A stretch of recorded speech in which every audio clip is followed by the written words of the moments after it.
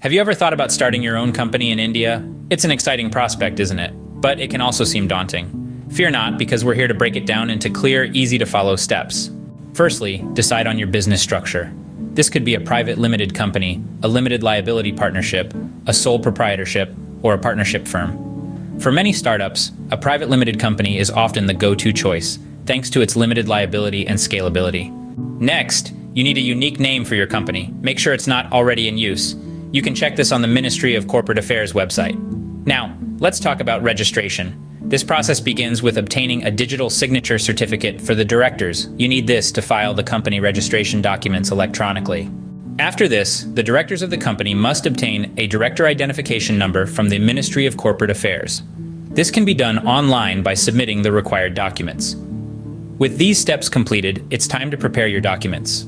These include the Memorandum of Association and the Articles of Association. These important documents define your company's objectives, rules, and regulations. Once your documents are ready, file an application for company incorporation with the Registrar of Companies. Remember to include your MOA, AOA, and details of directors and shareholders. Now comes the part where you pay the required fees for company registration. The fee varies based on the authorized capital of your company.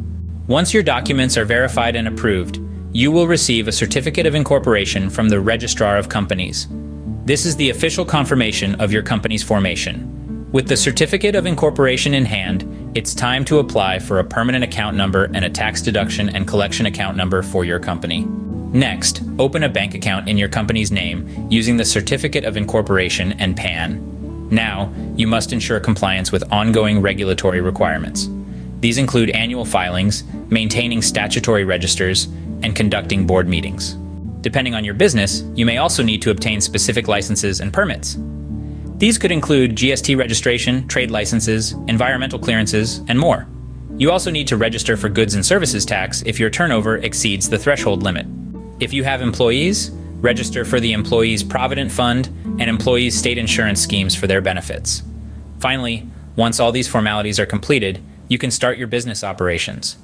In summary, starting a company in India involves deciding on your business structure, choosing a unique name, registering your company, preparing and filing documents, paying fees, obtaining necessary certificates, opening a bank account, ensuring compliance, obtaining licenses and permits, registering for tax, and setting up employee benefit schemes. It may seem like a long list, but taking it one step at a time makes the process manageable and achievable.